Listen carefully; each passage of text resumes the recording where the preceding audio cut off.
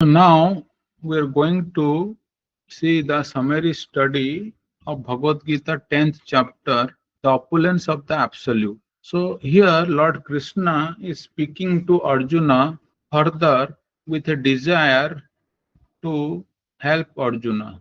So the knowledge he gives is about his origin is unknown to both the multitudes of gods and the great sages. Because Lord Krishna is the origin of everyone, including both the demigods and the sages. So now, here there is a question, if God is so difficult to know, is it really necessary to know Him? And the answer is yes.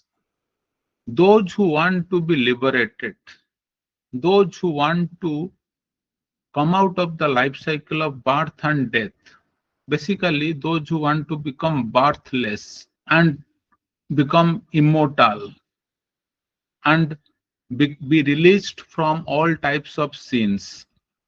So they have to know Lord Krishna. Then a question may come, how can one start knowing Lord Krishna? So one can start knowing through the virtues.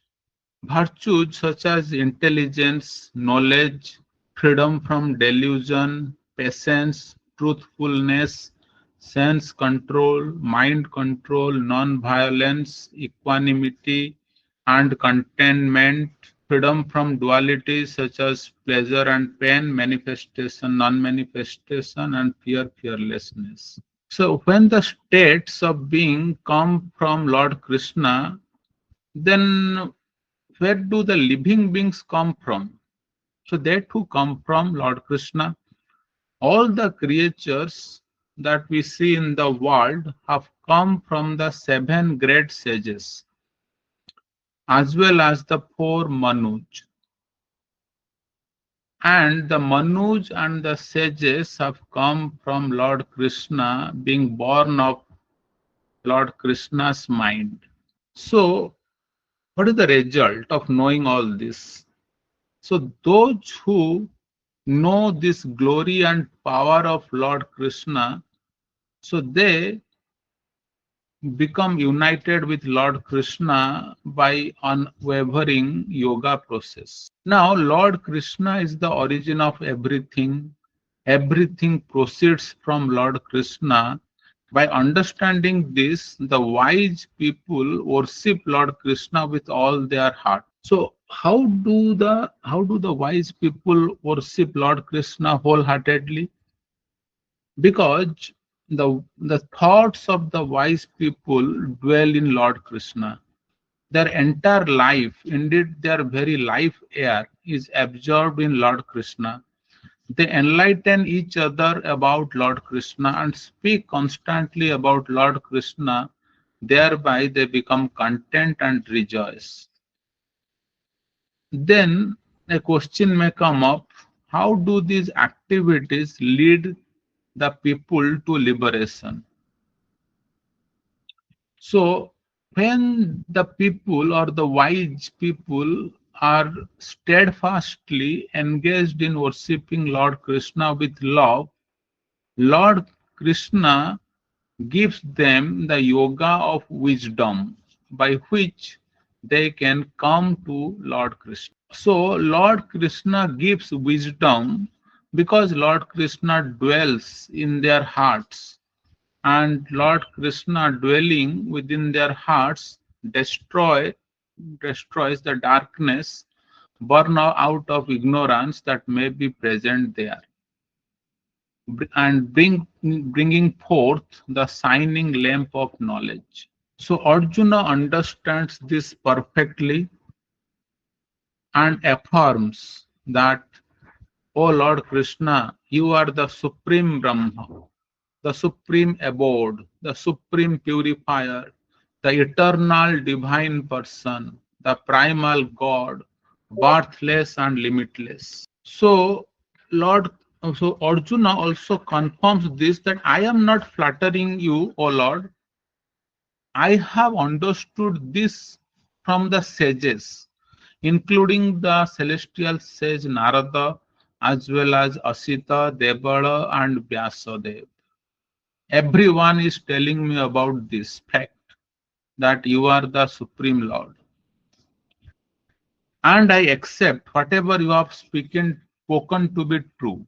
Include, but because your personal manifestation is not knowable even to the demigods, forget other beings like demons to understand.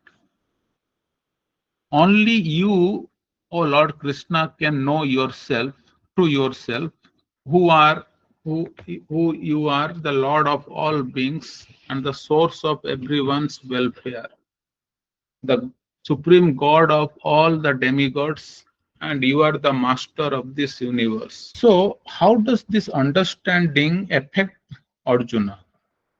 So, this understanding kindles within him a longing to know Lord Krishna further. So Arjuna inquires that I want to know your divine self manifestations by which you pervade all these worlds and even abide in them. So then a question may arise why Arjuna wants to know these personal or particular manifestations of Lord Krishna.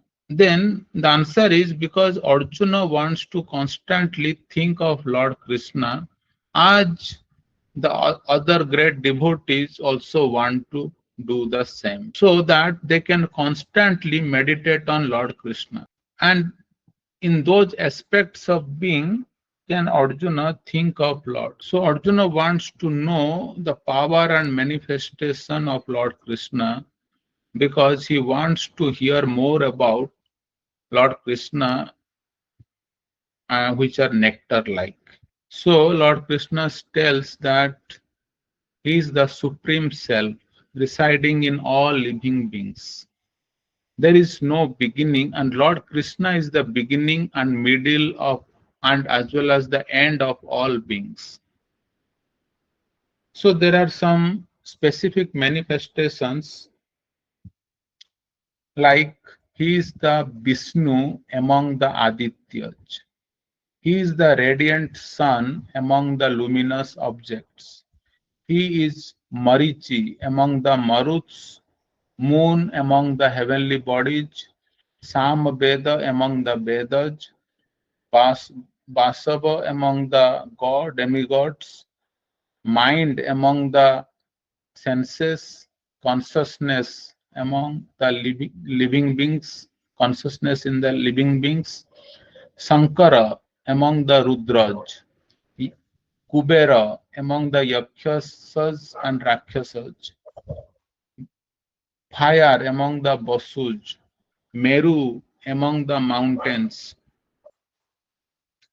Brihaspati among the household priests, Skanda among the army commanders, Ocean among the water bodies, Bhrugu among the great sages, Om among the utterances, Japa among the sacrifices, Himalayas among the immovable objects, Banyan tree among all the trees, Narada among the divine sages, Chitraratha among the Gandharvas, sage Kapila among the beings with yogic perfections, Uchaisrava among the horses, Airavata among the elephants, king among the humans, thunderbolt among the weapons, Surabhi or the wish fulfilling cow among the cows,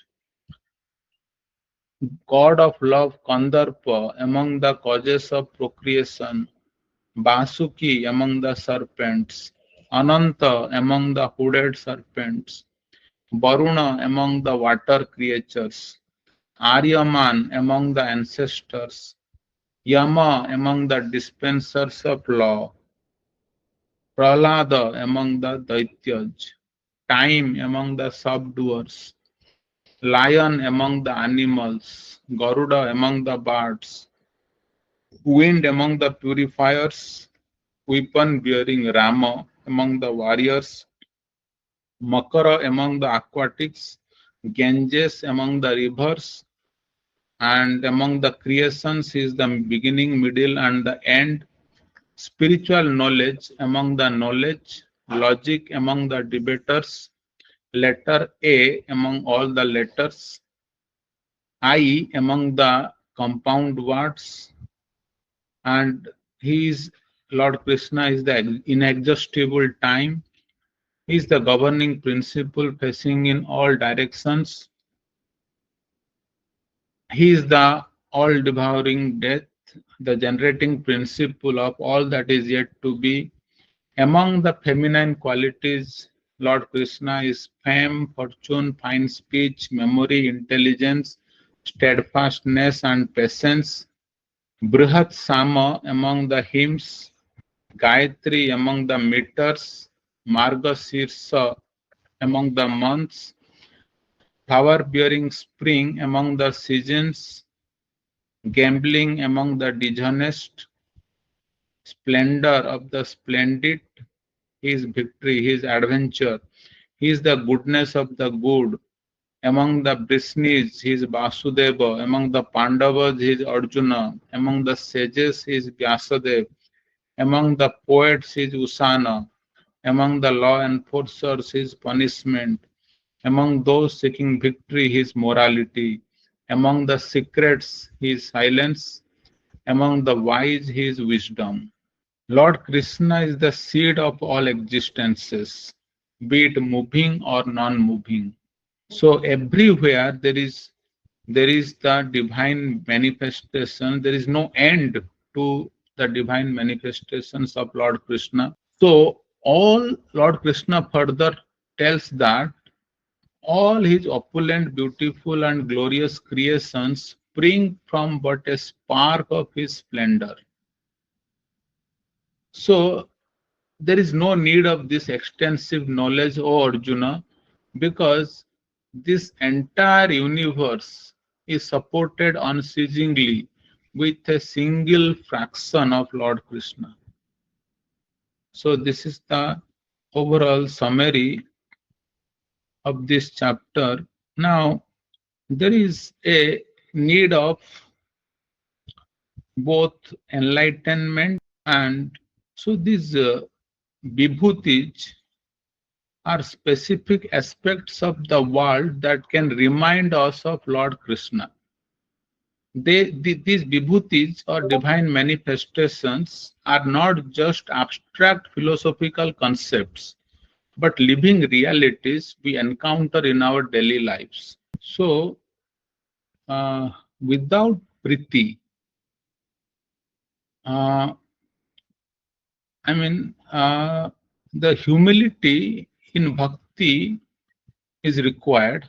It is not the same as insecurity. Ego is the belief that I can do everything. In contrast, insecurity is thinking I can do nothing. I am worthless. So on the one part we have ego, on the other part we have insecurity, and humility lies in between, which goes with the understanding that I can do some things. I may not do all the things, but I can do some things, and I need to find out what they are and do them. So, humility is not about fixating on our shortcomings, but recognizing that while we are not God, we are also not nothing. We are parts of Krishna, and He has a unique role for each of us. So, bhakti does not make life easy, but it makes doing the right thing easier. Krishna doesn't promise a stormless sea. He promises an unsinkable ship. Life's challenges remain, but we are equipped to face them, navigating through them with Krishna's guidance.